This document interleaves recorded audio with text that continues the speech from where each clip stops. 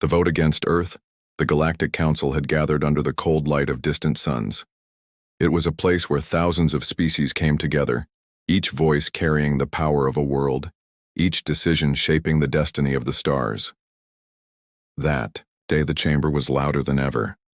The walls of crystal and light echoed with endless speeches, anger and fear. The subject of this meeting was Earth, and the vote that was about to take place would decide if humanity would have a place in the galaxy, or if they would be cast into the shadows forever.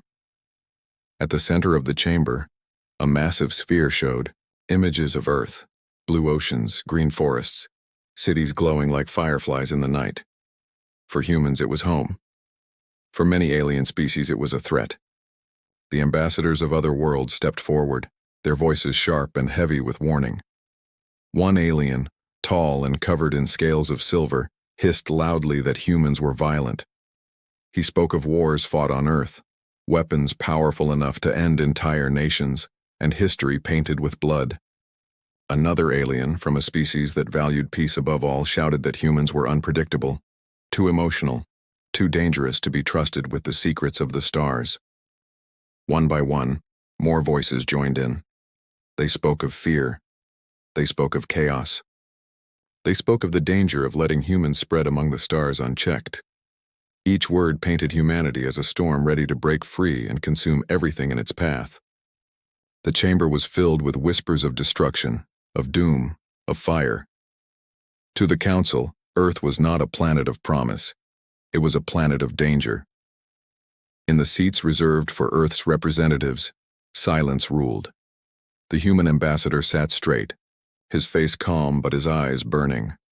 He listened as species after species condemned his people. He did not interrupt. He did not beg. He did not defend. He only waited.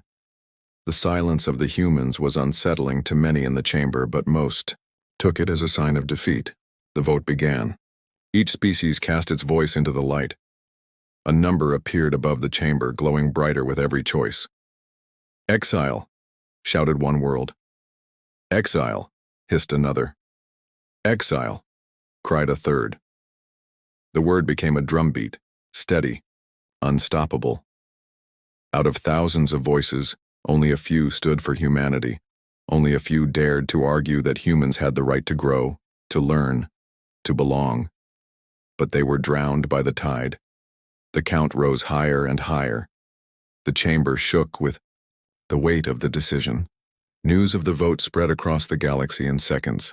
On distant worlds, billions of beings watched as humanity's fate was sealed. Screens showed the tally growing brighter, the decision impossible to stop. When the final voice was cast, the chamber went silent. The decision was clear.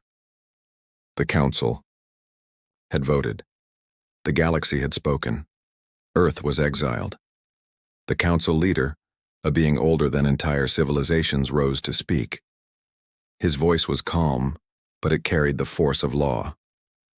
The humans of Earth are hereby denied all rights within the Council. They will receive no trade. They will share no knowledge. They will walk no path among the stars. They are alone. His words echoed like thunder. For many species, it was a victory. They cheered, their voices rising in triumph.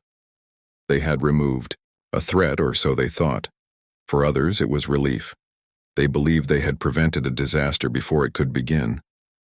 But for humanity, it was something else. On Earth, billions watched the broadcast with hearts heavy and eyes burning.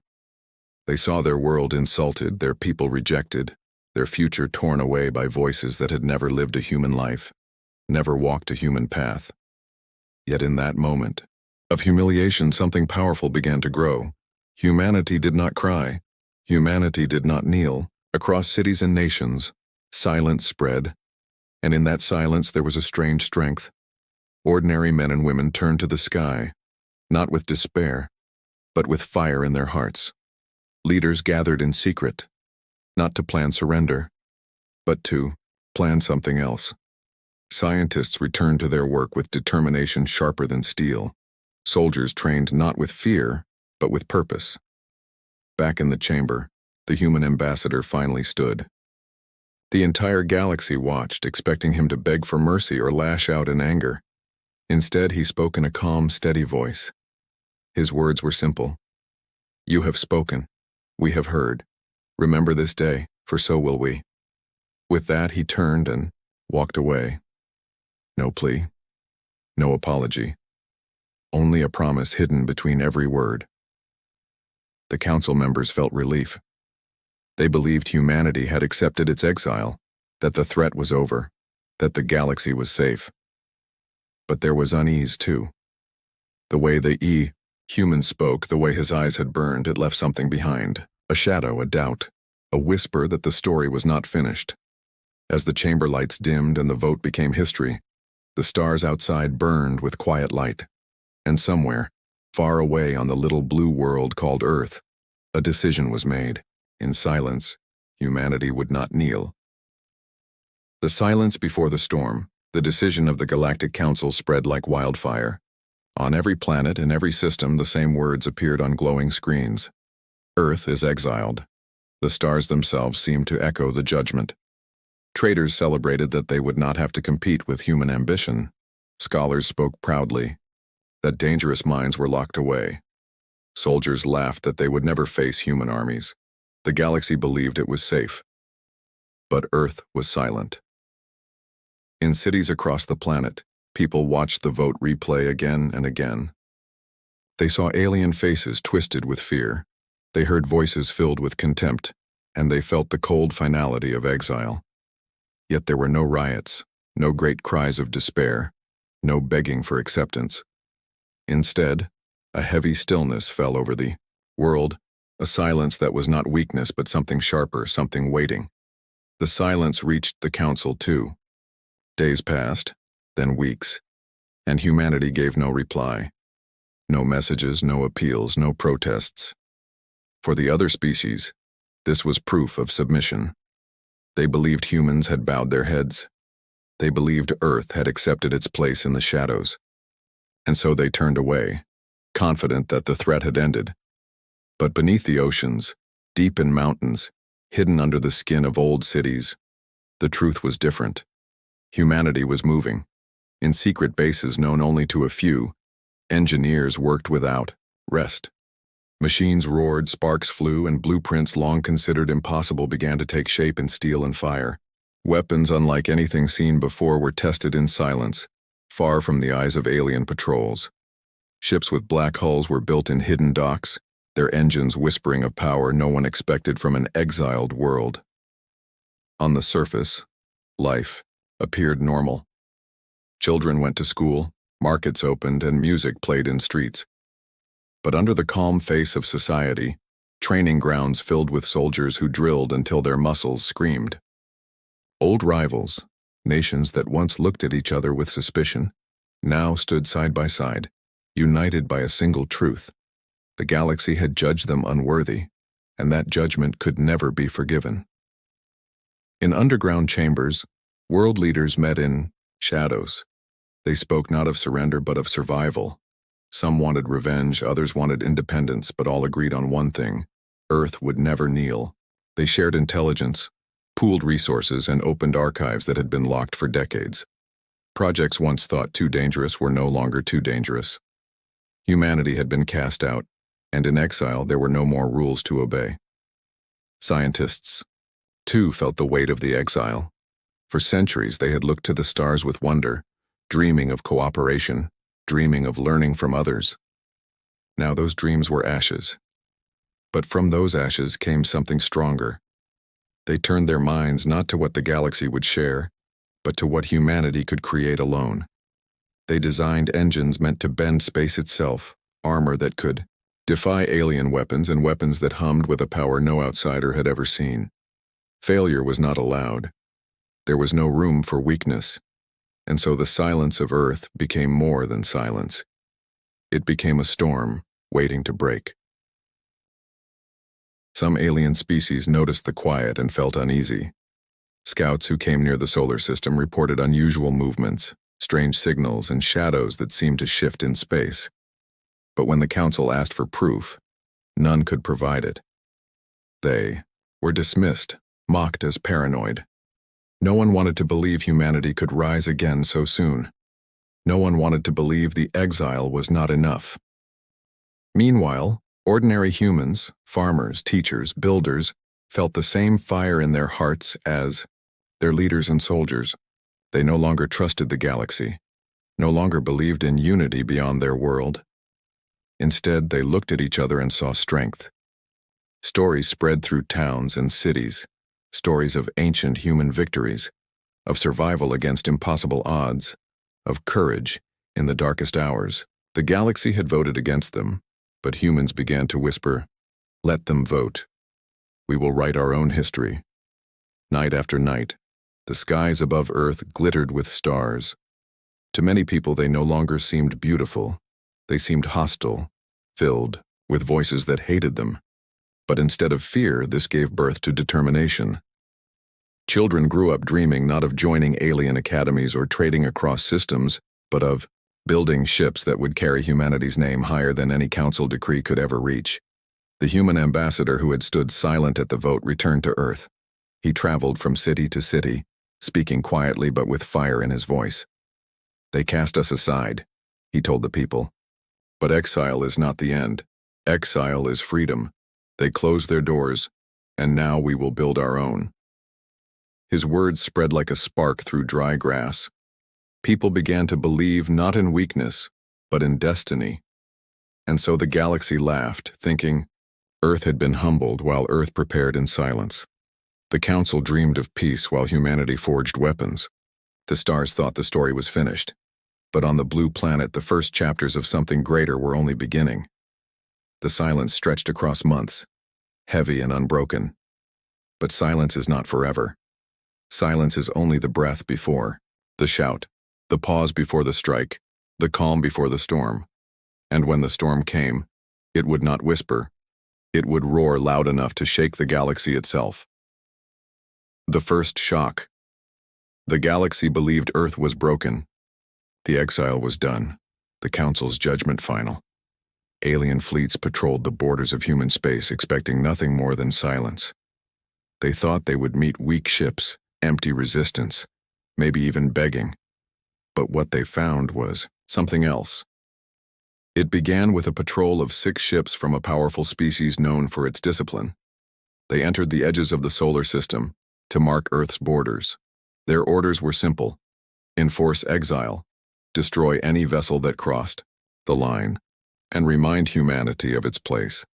The captain of the alien patrol expected an easy task. He laughed as he gave the order to scan the area. But as their sensors swept through the void, strange readings appeared. Signals too sharp, too focused, moving too fast. The captain ordered his crew to ignore them. "Humans are primitive," he said. "They are nothing but noise." Moments later, darkness moved against the stars. Ships appeared where no ships should be. Black hulls swallowed the light, shapes so strange they seemed more like shadows than machines. At first, the aliens thought they were tricks of their sensors, but then the shadows lit their engines and the void burned with human fire. The patrol panicked. "Identify," the captain barked. But no identification came. The human ships did not speak. They only moved with silence and deadly purpose. When the aliens opened fire, their beams cut across space. But something impossible happened. The human hulls shimmered, twisted, and the beams broke apart. The weapons that had torn through fleets for centuries could not scratch these black ships. Before the patrol could fire again, the humans answered. It was not a blast. It was not a barrage. It was a single shot. A line of pure energy, sharp and white, leapt from one human ship. It struck the alien flagship and sliced it in two. There was no explosion, no fire, only silence as the halves drifted apart, glowing faintly before vanishing into darkness. The patrol froze. For the first time in centuries, alien soldiers felt fear that no training could erase. The humans spoke at last. One voice, cold and clear, echoed through the alien ships. "Earth does not kneel." Those words were the first message humanity sent after exile. The patrol fled, leaving wreckage behind. Across the galaxy, the story spread like lightning. A species cast out and humiliated, had just destroyed one of the Council's patrols with weapons never seen before. The Council dismissed it at first. Leaders said it was a lie, an exaggeration. But the survivors of the patrol spoke with trembling voices. They described ships that did not exist in Council records, weapons that should have been impossible, and humans who carried no fear. Whispers grew. Traders began to talk in quiet rooms about strange movements near human space. Soldiers spoke of nightmares where dark ships came without warning. Scholars who once mocked humanity now questioned how a planet left alone could build so much, so fast. On Earth, the news of the first victory spread in silence at first. People watched shaky recordings of the alien patrol being torn apart. They listened again and again to the words, "Earth does not kneel." Then silence turned to cheers. Cities erupted with pride. Children shouted those words in streets, and soldiers carved them onto their weapons. Humanity had spoken not in politics, not in speeches, but in fire. But it was not just pride. Leaders knew the Council would not ignore this forever. They knew the first shock was only the beginning. And so preparations deepened. More ships were built, darker and stronger. More weapons were tested in hidden stations around the solar system. Scientists pushed themselves to the edge, racing against time to give their people every advantage before the Council unleashed its full might. Inside the Council chamber, fear began to replace arrogance. Some demanded immediate action, a massive fleet to crush Earth once and for all. Others warned that striking too hard might awaken something worse. The Council had exiled humans to contain them, but now it seemed exile had unleashed them instead. One counselor whispered a truth many feared. Perhaps we created the very monster we hoped to prevent. His words were met with silence. Meanwhile, on Earth, ordinary people carried on, but with new eyes. Farmers looked at their fields and thought of feeding soldiers. Teachers spoke to their students not of peace, but of destiny. Artists painted not stars of beauty, but stars of conquest. Humanity had been forced to see itself not as part of the galaxy, but as something apart, something alone. And in that loneliness they found strength. The patrol's destruction was called the first shock by alien historians later, but to humans it was something else. It was a declaration, a moment that burned into memory. For centuries, they had been judged, mocked, feared, and finally cast aside, but now the galaxy knew the truth. Humanity would not kneel. Humanity would not beg. Humanity would fight.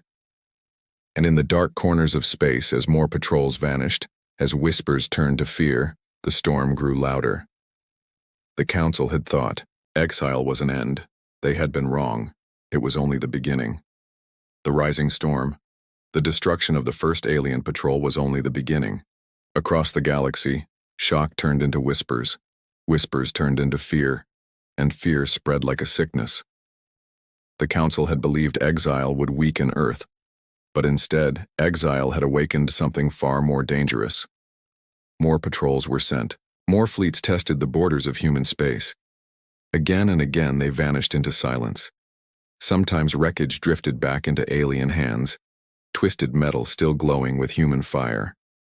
Sometimes nothing returned at all. The stars near Earth became a graveyard where alien ships disappeared without warning. In Council chambers, panic began to crack the unity of the great powers. Some argued to launch a massive war, to burn Earth before it could rise any further. Others urged caution, terrified that attacking might unleash weapons even more terrible. Every word spoken about humanity carried fear. Every plan carried doubt. Meanwhile, on Earth, there was no fear. There was only fire. Nations that had once fought bitter wars now shared resources as if borders no longer existed. Scientists who once competed for glory now worked shoulder to shoulder. Soldiers who once belonged to different flags now wore the same insignia, not of a nation, but of humanity itself. In hidden shipyards around the moon, in deep vaults beneath the oceans, and on stations orbiting in silence, fleets of black warships took shape. They were not massive in number, but each vessel carried power far greater than anything the galaxy had seen before. Their hulls shimmered with armor that bent light, their engines tore holes in space, and their weapons whispered of annihilation. Every ship was a promise that Earth would never again kneel to anyone. But it was not only weapons that grew in the silence. Something deeper, more dangerous was spreading. Unity. Humanity had always been divided, always torn by rivalry, by mistrust, by greed. But the exile had forced them together.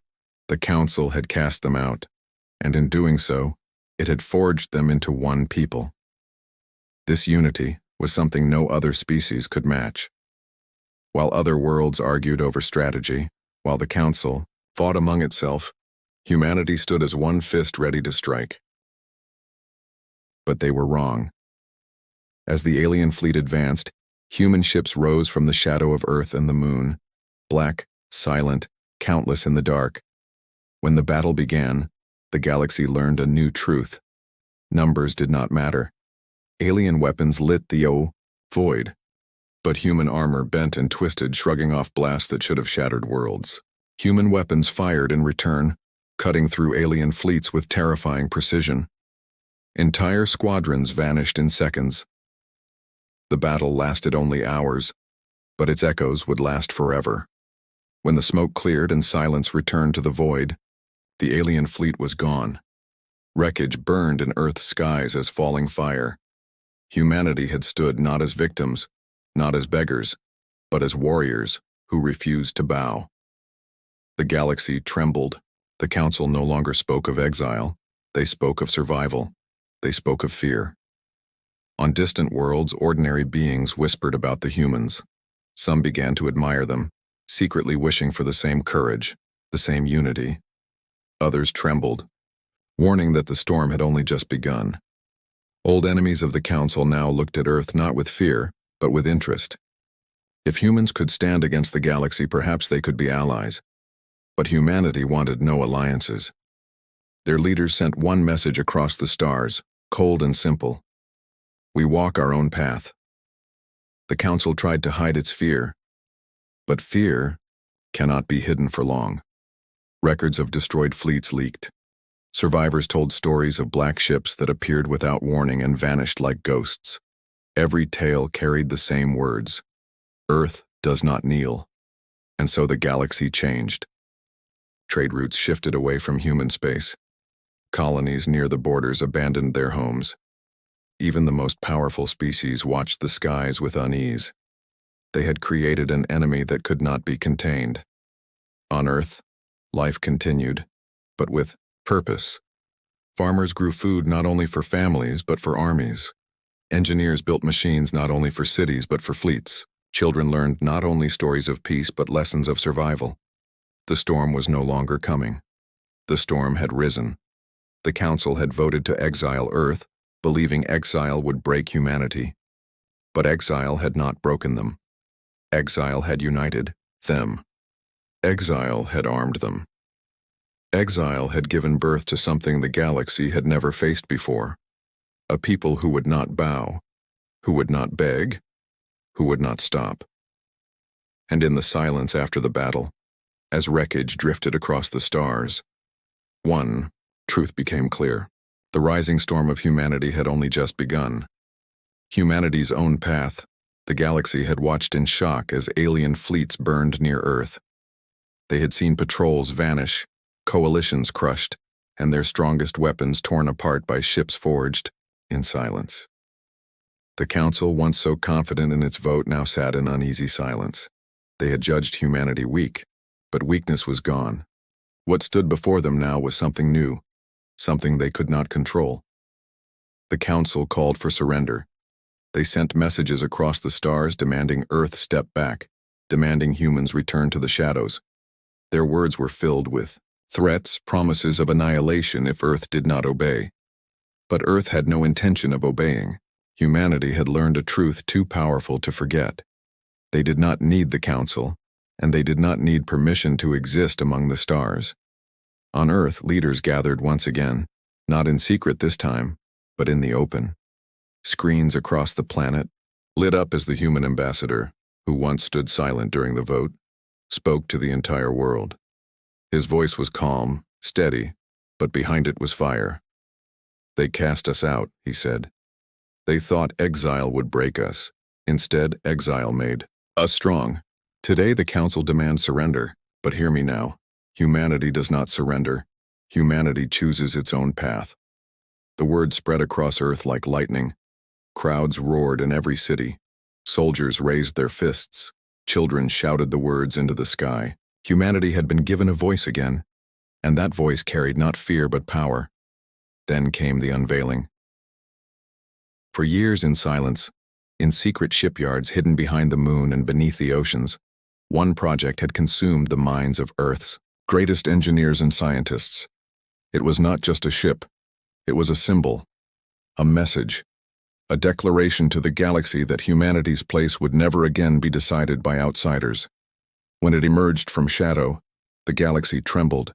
The ship was colossal, larger than anything the Council had ever built. Its hull gleamed black, swallowing the stars around it, but lines of blue fire pulsed across its surface like veins of living light.